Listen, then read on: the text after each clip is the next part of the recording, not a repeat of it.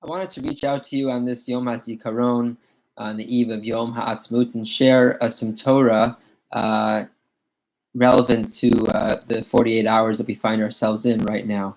This past Shabbos on Tazria, we learned about the parsha in which the new mami, after giving birth to a baby boy or girl, goes through a transition process to become Torah again. And I had the zechut to share this idea this morning at a bris for Tani and Ruthie Pollack, that they welcomed a new baby to our community, Ezra Tovia Yaakov. And I shared the following thought. In the Torah's description of the process of waiting a certain number of days and then bringing a korban, the Torah describes the wife must bring, new mami must bring a korban chatas.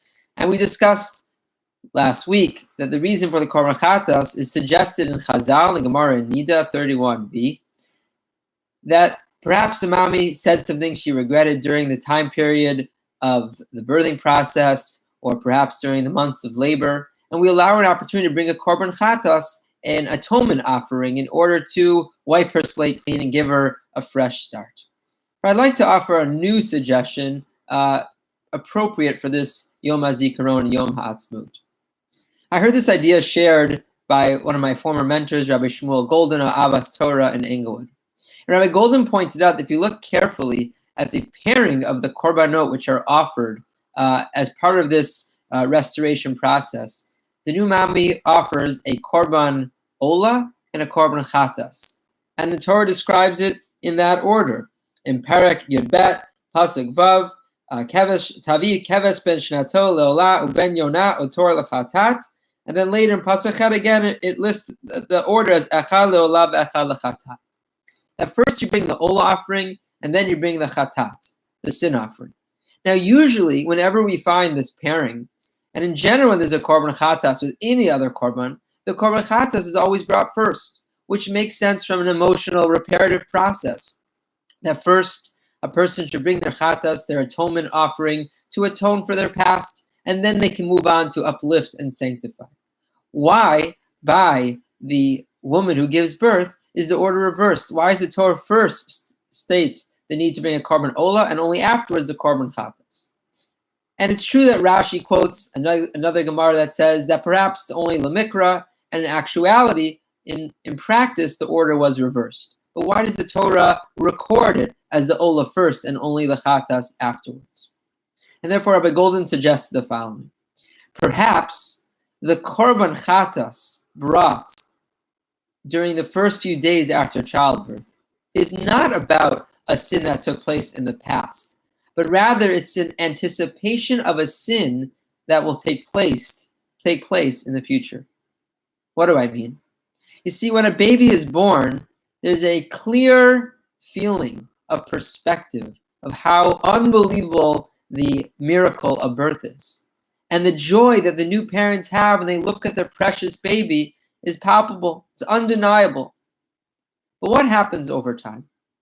Over time, that baby starts to wake you up in the middle of the night, night after night. And then the baby gets a little bit older and enters the stage of temper tantrums and becomes a toddler.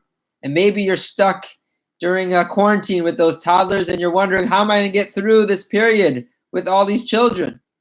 And you start to lose that perspective that you had initially of the precious nature of that baby boy or girl.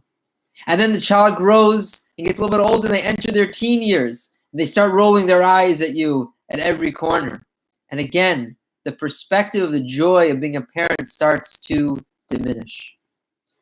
And so perhaps the reason why the korban chatas is listed after the korban ola is because it's representative of the chet, or the need for a kapara, of the loss of perspective, not in the past, but forward thinking. The loss of perspective that will take place over time.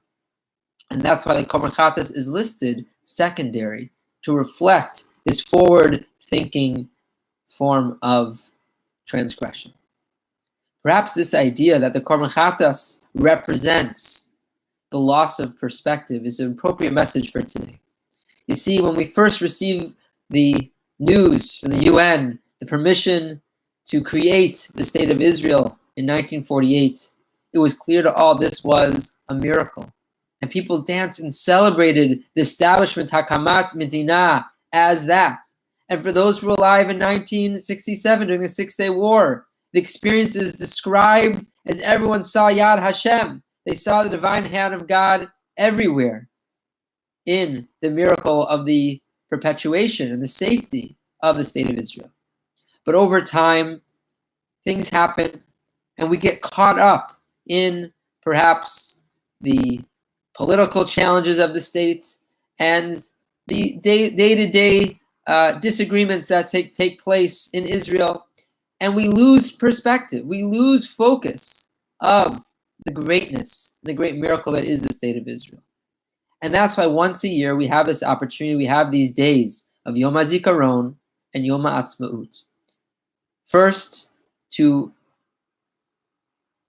reflect on all the loss of life and the sacrifices that were made on behalf of the soldiers and all the people who gave their life to create the state of Israel and to ensure its safety over the years. And also a Yom HaAtzmaut, in which we can celebrate and recapture that excitement and that passion, that perspective of how awesome it is to have a state of Israel. Perhaps it's this message of the Korban Olah and the Korban Chatat that we need to be reminded of during these 48 hours, in which we try to recalibrate our own mindset and our own perspective, which perhaps over the course of the year has been a little bit diminished as we watched election after election after election. And on this Yom HaZikaron and Yom HaAtzmaut, during these 48 hours, we try to regain perspective and appreciation for the modern day miracle that is the state of Israel. Everyone should have a meaningful 48 hours as we try to reflect and recapture that perspective.